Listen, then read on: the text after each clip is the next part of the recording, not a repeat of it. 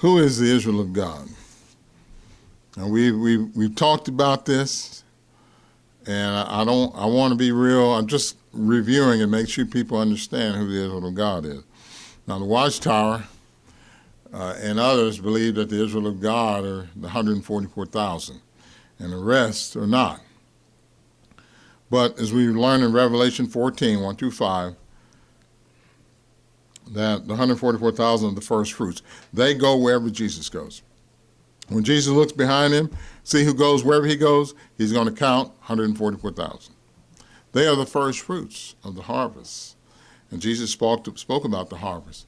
The harvest is great, the workers are few. He likened it to wheat.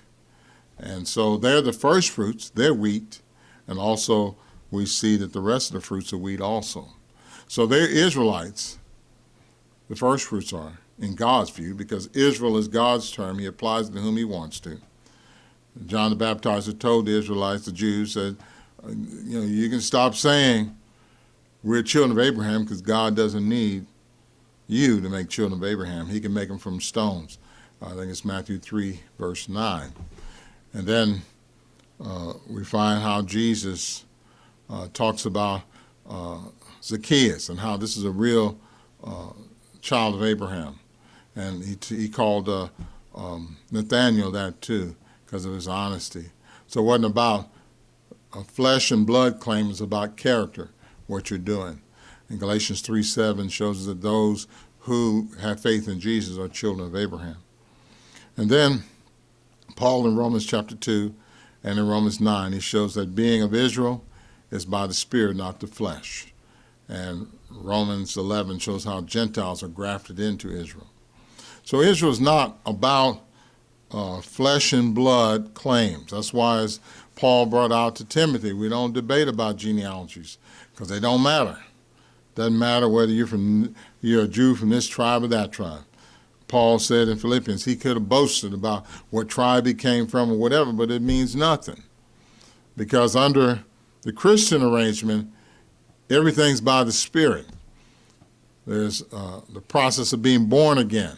And ones are produced by that born-again process, water and spirit.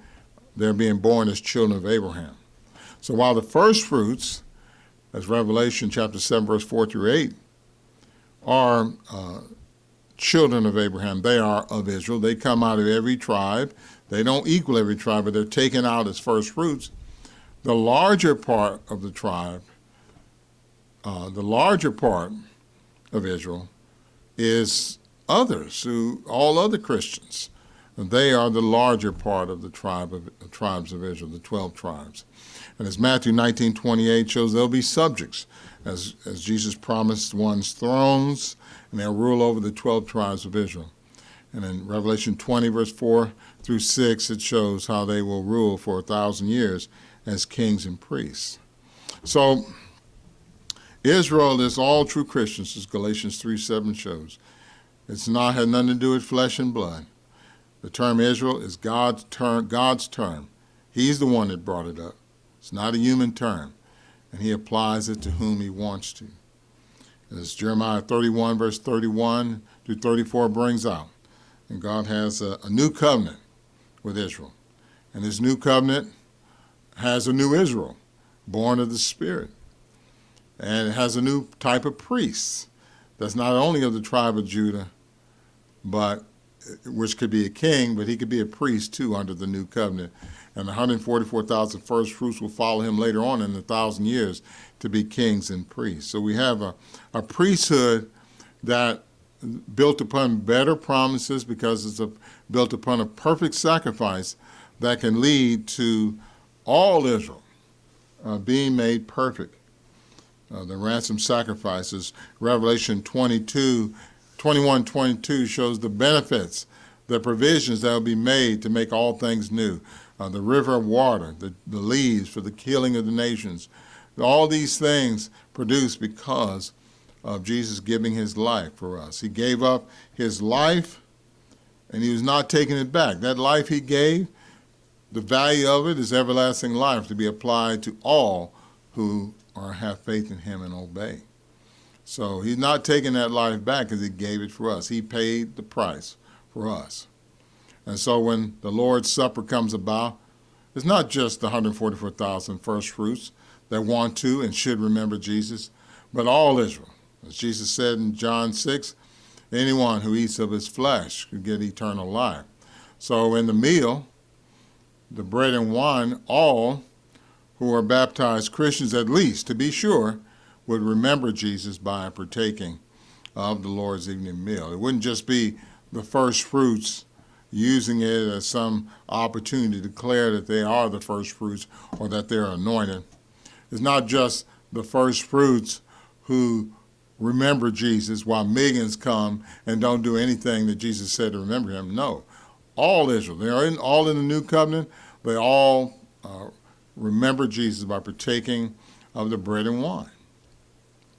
And so we avoid any mandate by man that would prevent that from happening, because we surely want to remember Jesus for all the things that he did for us, for giving his life. He didn't want to die, but he knew that's the only way it's going to get paid, and he paid the price. And so he did the will of his Father. So he said to remember him. He said how to do it. Who of us are going to say, no, we're not going to do it? No, we're going to do it, because if anybody is to be remembered, Jesus is to be remembered, and we want to do it the way he said.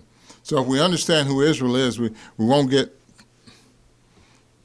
be diverted by the flesh, thinking, oh, because I'm this or that, I'm special. Some people just think they're special because they were born here, or they have a certain race, skin, or whatever. No, Jesus said, if you've done the will of my Father, Luke 17:10, just say you're good for nothing slave. Stop thinking you're special. You're not special. We're slaves to Jesus. Jesus buys slaves with his blood, and that's all we are. That's all we want to do, is do his will, do the things he wants us to do, remember him, as he said, show love to the whole association of brothers, and find the joy, and have the joy that we can have today, and maintain that as we endure to the end. Thank you.